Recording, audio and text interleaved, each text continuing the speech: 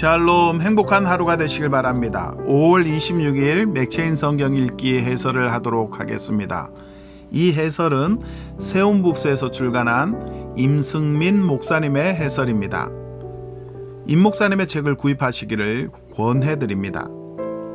민수기 35장은 레위 지파가 받을 성읍과 도피 성읍에 관한 교훈입니다. 레위 지파에게는 따로 땅을 분배하지 않았습니다. 대신에 각 지파는 자신들의 소유에서 레위 지파를 위해 성읍을 내놓아야 했습니다. 많이 받은 지파는 많이, 적게 받은 지파는 적게 내놓아야 했습니다.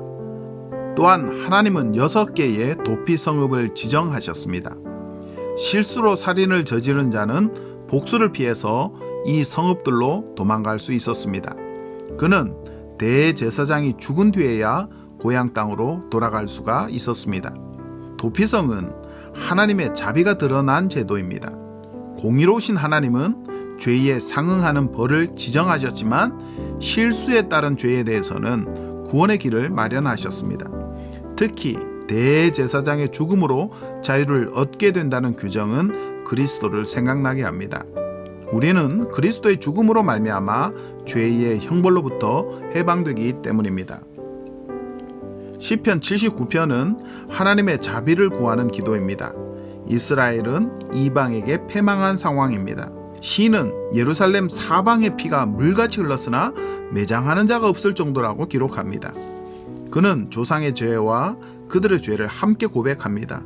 그리고 하나님께서 용서해 주시기를 간청합니다. 11절입니다. 죽이기로 정해진 자도 주의 크신 능력을 따라 보존하소서.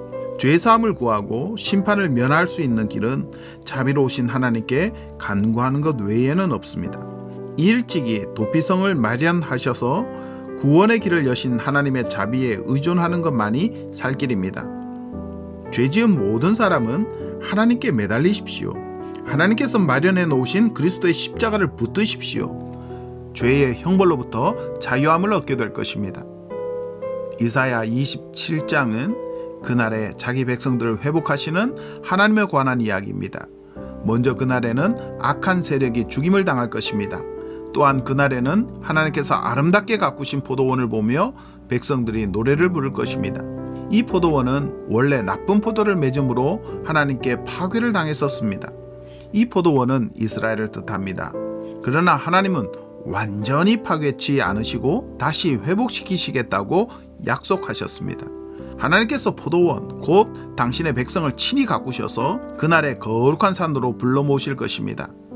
사람에게는 소망이 없습니다. 사람은 선을 행할 수 없습니다. 사람이 할 수 있는 일은 하나님께 거역하는 것뿐입니다. 하지만 하나님은 당신의 백성을 반드시 보존하십니다. 하나님께서 친히 소망이 되시고 구원이 되셔서 그 일을 이루십니다. 그래서 사람에게는 여전히 소망이 있습니다. 여전히 믿고 의지할 바가 있습니다. 그것은 바로 하나님의 사랑입니다. 요한일서 5장은 하나님의 아들을 믿는 믿음에 관한 교훈입니다. 하나님의 사랑은 예수 그리스도를 통해 확증됩니다. 그리스도를 화목제물로 보내셔서 우리의 구원이 되게 하셨기 때문입니다. 그러므로 하나님께로부터 난 자는 예수님께서 그리스도의 심을 믿습니다. 이 믿음은 세상을 이기는 믿음입니다. 그리스도를 믿는 믿음 안에서 우리는 생명을 얻습니다. 이 믿음은 우리로 하여금 참 하나님을 알게 하고 우상에게서 멀어지게 합니다. 참된 믿음은 살아서 역사하는 믿음입니다. 살아서 역사하는 믿음으로 승리하는 여러분이 되시기를 축복합니다. 행복하시길 바랍니다.